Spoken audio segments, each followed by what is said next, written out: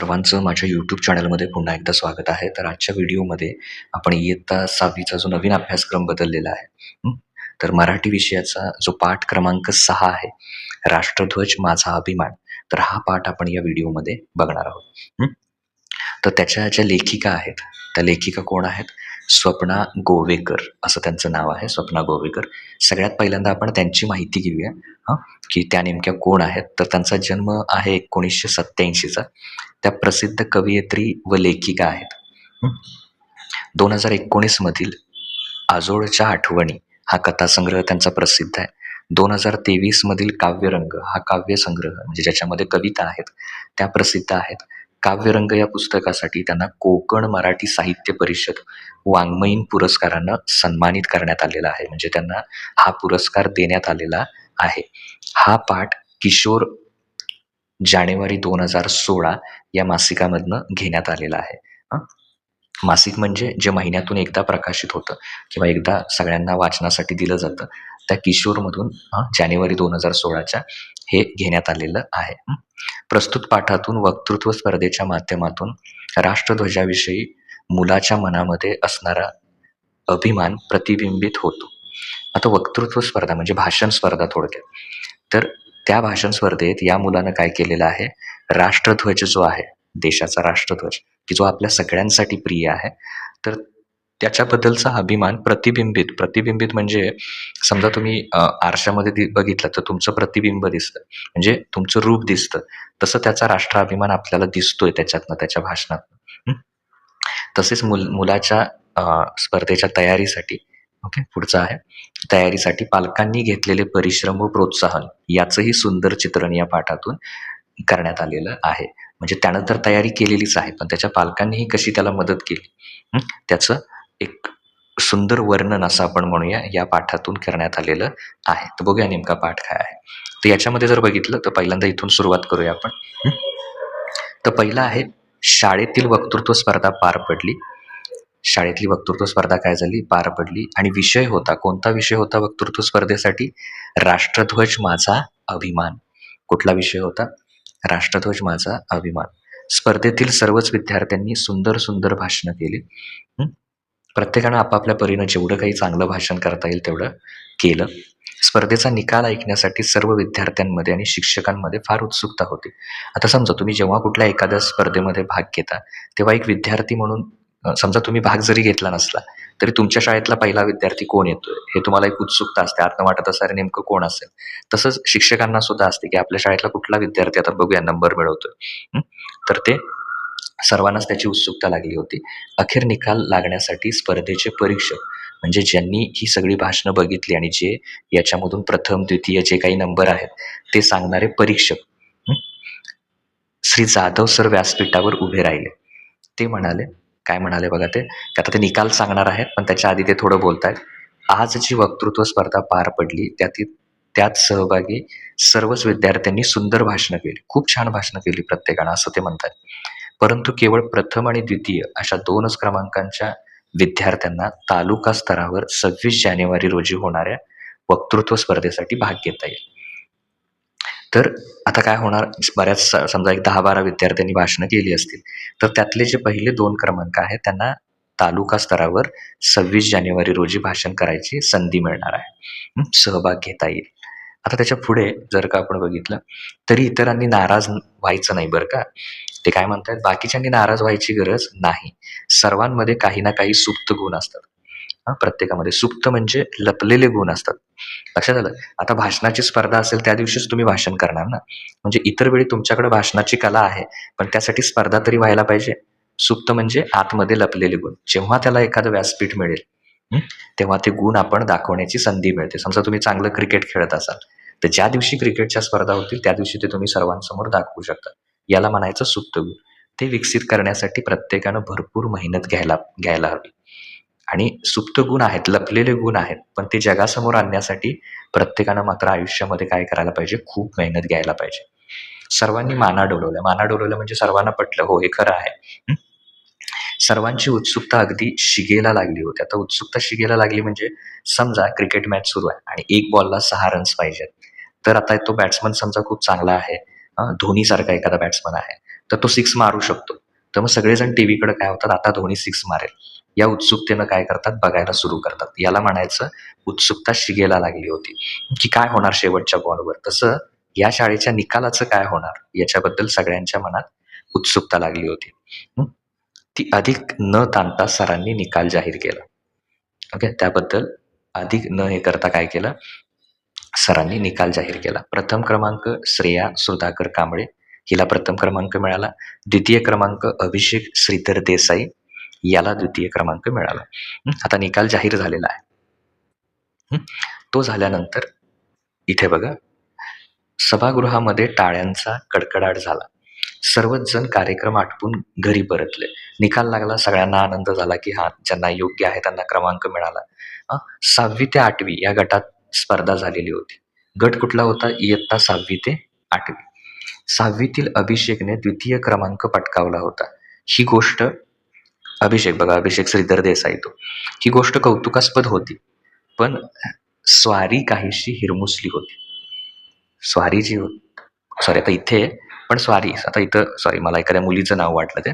पण स्वारी काहीशी हिरमुसली होती. आता काय त्याच्याबद्दलच बोललोय. हा स्वारी शब्द कुणासाठी वापरलाय? अभिषेकसाठीच वापरलाय. जसं एखादा राजा असतो त्याची स्वारी म्हणजे थोडक्यात जेव्हा एखादा विजेता होतो तेव्हा त्याला थोडं राजेशाही थाट देण्यासाठी असा शब्द वापरला जातो, किंवा एखाद्याला थोडंसं हे करताना हा शब्द वापरला जातो. स्वारी काहीशी हिरमुसली होती म्हणजे हा अभिषेक थोडासा हिरमुसला होता. हिरमुसला होता म्हणजे काहीतरी त्याला खटकलं होतं. घरात पाऊल टाकताच आई म्हणाली, "काय रे अभिषेक, काय झालं? स्पर्धेत नंबर आला नाही का? बाळा, हार मानायची नाही बरं का." आईला कुठल्याही आईला आपल्या मुलाबद्दल पटकन ओळखतं घरी आल्या-आल्या. आणि मग तो काय करतो, म्हणजे मग आई ओळखते लगेच. ते काही मुलाने सांगायची गरज नसते. म्हणूनच तिला आपण आई म्हणतो, की आईनं लगेच ओळखलं त्याच्या चेहऱ्यावरून. अभिषेक म्हणाला, "अगं, दुसरा नंबर आलाय माझा, पण 26 जानेवारीच्या तालुका स्पर्धेत मला पहिला नंबर काढायचा. कसं जमणार ते?" आता त्याचा दुसरा नंबर आला यात त्याला थोडासा आनंद होता. पण त्याचं मत होतं, की माझा पहिला नंबर आला पाहिजे. मग वडील तिथंच होते. वडील म्हणाले, "एवढंच ना, आम्ही तुझी तयारी करून घेऊ." मग तर झालं. "तुझी तयारी काय करतो? आम्ही स्वतः तयार करून घेतो तुझं भाषण. त्यानं मग तुझा नंबर यायला त्याच्यात मदत होईल." मग ठरलं तसं. अभिषेकची कळी खुलली. मगाशी तो जरा हिरमुसला होता, पण आता त्याची कळी खुलली. म्हणजे तो खुश झाला. आता बाबा तयारी करून घेणार म्हटल्यावर खुश झाला. म्हणजे त्याच्या मनात पहिला नंबर मिळवण्याची जिद्द होती आणि ती चांगली जिद्द आहे. ती आपल्या प्रत्येकामध्ये असली पाहिजे. राष्ट्रध्वज आणि राष्ट्रभक्ती, राष्ट्रीय सण, राष्ट्रीय सणांचे महत्त्व या विषयावर अनेक मुद्दे वडिलांनी अभिषेकच्या भाषणात समाविष्ट केले. म्हणजे त्या भाषणात लिहिले त्यांनी. आपला देश पारतंत्र्यात असताना देशासाठी घरादाराचा त्याग करणाऱ्या, प्रसंगी आपल्या प्राणांची आहुती देणाऱ्या, घरादाराचा त्याग करणं म्हणजे आता तुम्ही इतिहास तर वाचलाच असेल. तर इतिहासामध्ये किंवा काही घटक तुम्हाला अजून पुढच्या इयत्तेमध्ये पण येणार असेल. तर हा जो आपला देश आज स्वतंत्र आहे त्याच्यावर आधी इंग्रजांनी राज्य केलं. त्याच्या आधी मुघल होते. पण इंग्रजांच्या मधून हातातून देश स्वातंत्र्य करण्यासाठी अनेक जे क्रांतिकारक होते त्यांनी आपल्या घरादाराचा त्याग केला आणि खरंच शब्दशः त्यांनी घरादाराचा त्याग केला. फासावर चढले ते कारण देशाला स्वातंत्र्य मिळावं म्हणून. प्रसंगी आपल्या प्राणांची आहुती, प्राण सुद्धा द्यायला त्यांनी मागे पुढे बघितलं नाही.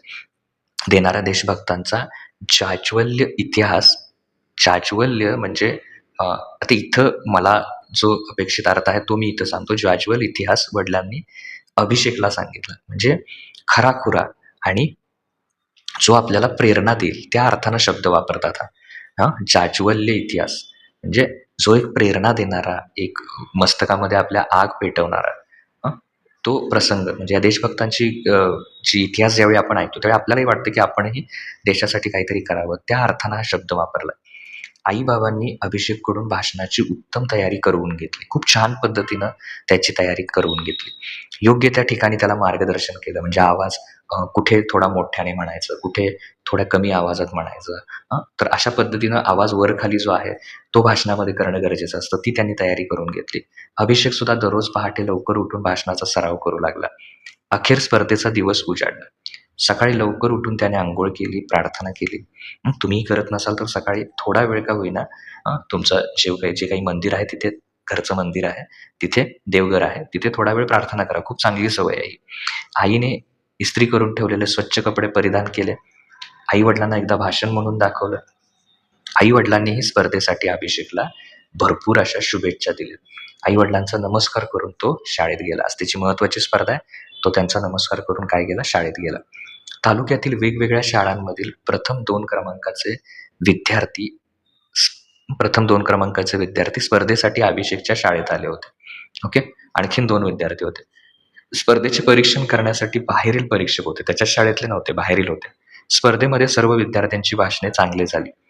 वडिलांनी सांगितलेले सर्व मुद्दे अभिषेकनं आपल्या भाषणामध्ये अगदी शांतपणे आणि आत्मविश्वासानं मांडले. म्हणजे जो बोलतोय तो जे भाषणात बोलतोय ते त्यांना अगदी खुल्या मनानं असं त्याच्यात आत्मविश्वास दिसत होता. अभिषेकचा तालुका स्तरावर प्रथम क्रमांक आला. त्याला फार आनंद झाला. त्याची तीच इच्छा होती की आपला तालुका स्तरावर प्रथम क्रमांक आला. सर्वांनी त्याचे अभिनंदन केले. ही आनंदाची बातमी कधी एकदा वडिलांना सांगेन असे त्याला वाटत होते. घरात पाऊल टाकताच अभिषेक आईला बिलगला, म्हणजे आईला जाऊन त्यानं मिठी मारली. वडिलांच्या हातात आनंदाने प्रमाणपत्र दिले. वडिलांनी ते प्रमाणपत्र वाचले आणि ते म्हणाले, "अरे वा, प्रथम क्रमांक, शब्बास." कुठल्याही वडिलांना आनंद होणार. त्यांनी तर स्वतः त्याची तयारी करून घेतली होती आणि त्यानं ते करून दाखवलं, त्यामुळे त्यांनी त्याला शबास म्हटलं. अभिषेक म्हणाला, "बाबा, हे बक्षीस माझ्या एकट्याचं नाही, तर यात तुमचा, आईचा आणि माझ्या शाळेचा सुद्धा खूप वाटा आहे." बघा, थोड्या लहान वयामध्ये सुद्धा तो किती समजूतदार आहे बघा. त्याला हे कळालं की हे यश फक्त माझं नाहीये. बाबांनी भाषण तयार करून घेतलं, आईने ते समोर म्हणून घेतलं. "बाबा, माझं भाषण उत्तम व्हावं म्हणून तुम्ही खूप छान मार्गदर्शन केले. खूप चांगलं मार्गदर्शन केलं." आईनेही माझ्या भाषणाची तयारी करून घेतली आणि म्हणूनच मी आत्मविश्वासाने भाषण करू शकलो. आणि म्हणूनच काय झालं, मी इतक्या आत्मविश्वासानं ते भाषण करू शकलो. आमचे देशमुख सर नेहमी म्हणतात, एकटा माणूस एखाद्या गोष्टीची सुरुवात करू शकतो, पण अंतिम ध्येयापर्यंत पोहोचण्यासाठी त्याला सर्वांची साथ आवश्यक असते. किती छान वाक्य त्या सरांनी सांगितलंय बघा, की तुम्ही सुरुवात करू शकता एखाद्या कामाची, पण त्याच्या ध्येयापर्यंत जर तुम्हाला पोहोचायचं असेल, तर लोकांची साथ आवश्यक असते. म्हणजे आपल्याला पण साथ मिळायला पाहिजे आणि कोणीतरी चांगलं काम करतोय, तर त्याला आपण पण साथ दिली पाहिजे. तर हे दोन्ही गोष्टी तुम्ही लक्षात ठेवा. ही गोष्ट आज मला पुरेपूर पटली. त्यालाही पटली, की आई-वडील, शिक्षक सगळ्यांनी मदत केली तालुका स्तरावर प्रथम यायला आणि म्हणून या सगळ्या गोष्टी त्याला समजल्या. त्याचे हे उद्गार ऐकून आई-वडिलांना काय बोलावे ते सुचेना. की आपला मुलगा इतका शहाण्या पद्धतीनं वागतोय, यापेक्षा आई-वडिलांना वेगळं काय पाहिजे? आई-वडिलांनी अभिषेकला अभिमानानं जवळ घेतलं आणि त्याचं कौतुक केलं. त्याचं फार कौतुक केलं त्यांनी. आणि त्याला म्हणजे खरंच ही खूप एक अभिमानाची गोष्ट आहे, की इतक्या समजूतदारपणे आपला मुलगा बोलतोय, इतक्या चांगल्या गोष्टी करतोय. यापेक्षा आई-वडिलांना वेगळं काय हवं असेल? तर इथं हा पाठ काय होतोय? संपतोय. तर जे विद्यार्थी आहेत, त्या विद्यार्थ्यांना मी सांगू इच्छितो, की हा जो आपला पाठ आहे, तो तुम्ही घरच्यांना सुद्धा एकदा वाचायला द्या. वेळात वेळ काढून हा काय करा, शिक्षक जे आहेत त्यांनी सूचना करा. जर WhatsApp ग्रुप वगैरे असतील, तर त्याच्यावर हे सांगा, की हे मुलांनी काय म्हणजे हे शिक्षकांनी सांगा WhatsApp ग्रुपवर, की पालकांनी सुद्धा हा पाठ वाचला पाहिजे. म्हणजे मुलं आयुष्यात घडतात, तर ती मुलं घडताना फक्त त्या मुलांची तर मेहनत असतेच, त्यांनाच ती करायची आहे. पण त्याला आई-वडिलांची काय पाहिजे? साथ पाहिजे. जर आई-वडिलांची साथ असेल, तर ही मुलं काय करू शकतात? त्यांच्या आयुष्यात आणखीन यशस्वी होऊ शकतात किंवा त्यांचा मार्ग आणखीन सोपा होऊ शकतो. त्यामुळे माझी शिक्षकांना विनंती आहे, की त्यांनी हा पाठ जरूर त्याच्यामध्ये पालकांना वाचायला सांगावा आणि त्याच्यातलं महत्त्व सांगावं. वक्तृत्व, भाषण स्पर्धा, सुप्त म्हणजे लपलेले, आतमध्ये लपलेले, कळी खुलणे म्हणजे खूप आनंदित होणे, परीक्षक म्हणजे स्पर्धेची परीक्षण करणारी व्यक्ती, की जे परीक्षक काय करणार भाषणात, काय चुका झाल्या किंवा काय, मग कुणाला प्रथम क्रमांक द्यायचा, कुणाला द्वितीय द्यायचा, हे जे ठरवतात त्यांना म्हणायचं परीक्षक. तर अशा प्रकारे हा पाठ आपण इथं बघितला. पुढील व्हिडिओमध्ये आपण याची जी प्रश्नोत्तर आहेत, तर ती पुढील व्हिडिओमध्ये बघूया.